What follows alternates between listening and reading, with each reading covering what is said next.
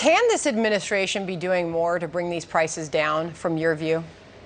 Yes, they can. They have to. I mean, it's wrong to say gas could go up to $6 and we do nothing about it. What I have called for is doing a lot more with the Strategic Petroleum Reserve. We consume about 20 million barrels a day. The president is releasing 1 million. We should be buying a lot more at a low price and then selling it back at a low price to make sure that gas doesn't go above $5. And that's something the president can do. To be clear, and I'll let you explain that further as you wish, but this administration has tried that multiple times, 3 times.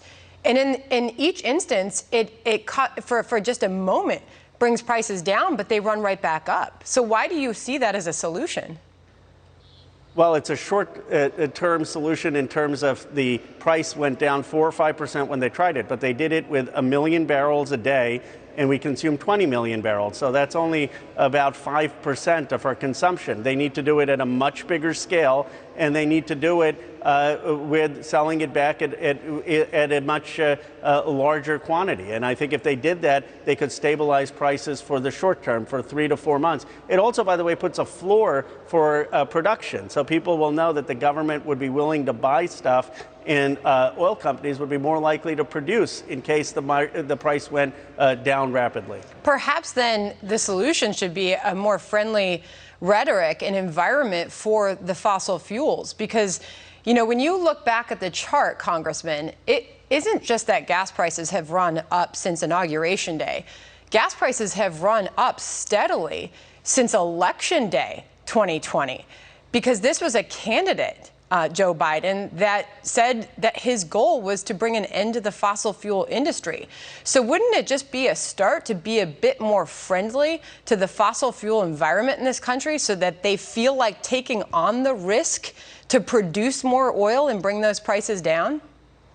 Senator, you know it takes a long time to increase production. And the reason that I'm not questioning the chart, but the reason for that is we were in basically a shutdown. And when the president came back, the economic activity began, and that's why gas prices went up. The demand exceeded the supply.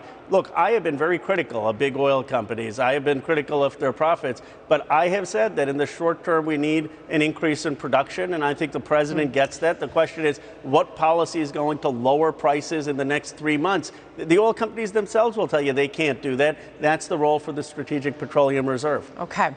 Some will say those were for emergency times, and these prices have been elevated for quite some time. I mean, we've had record after record high gas prices. You can put up the map of the states with gas average at $5 or higher. This is becoming a bigger and bigger political risk for your party come the midterm elections. But still, this is a White House that insists that it is doing everything to bring prices down. Here's Janet Yellen on the Hill this morning. The administration has done everything that they can to bring down energy costs, for example, through an historic release of 1 million barrels a day from the Strategic Petroleum Reserve, and energy prices, gas prices, while very high, have risen a lot. They would be higher without that. You know, that's tough for the American people to hear that when they're the ones who are out there trying to fill their gas tank just to go to work and paying a substantial amount more than they were just a year ago. Now to Karine Jean-Pierre. This is this morning from the White House on inflation. Listen. We understand there's more work to be done, but we are continuing to take steps, and we are encouraged because of where we are economically. We're going to do everything that we can to attack inflation. So final question to you, Congressman. Is this White House inaccurately painting a rosy picture of this economy when quite clearly people are not feeling it? You just heard Peter Doocy's report there on more and more Americans feeling pessimistic about the American dream in this country. This is from the same Wall Street Journal polling, finding people that are satisfied with their finances at the lowest level in decades. 35% say they are not at all satisfied with their financial situation today. Sandra, we need to up the urgency and the boldness. I mean, that's not sugarcoated. People are upset with gas prices. They're upset with food prices. They're upset with the baby formula shortage. I think Secretary Yellen's instincts are right, but 1 million isn't enough. The thing that FDR did is he said, let's do everything 10x. Let's be bold. Let's be urgent. Every day, Congress should come and we should say we're going to run through a brick wall, and priority 1, 2, and 3 should be lowering prices. But that's reactionary. Congressman, that's a reaction. I mean, you've got a president that's pushing more green energy policies in the wake of all this, implementing more spending at a time of historic inflation.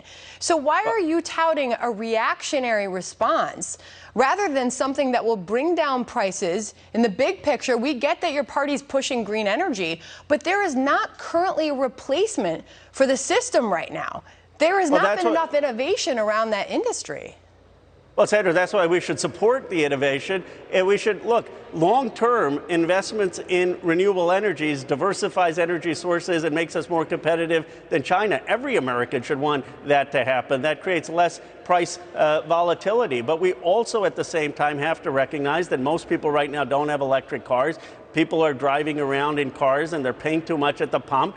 And this is when they look to government, and government needs to take decisive action given the crisis to lower those prices. At the same time, we can have the long-term policy, but you can't say long-term investments in renewable energy are going to solve tomorrow the price at the pump. And I just think we need more urgency and action in feeling people's pain and reacting to it. I've got to leave it there, but fair to say that I hear frustration from you within your party and with this White House, sir?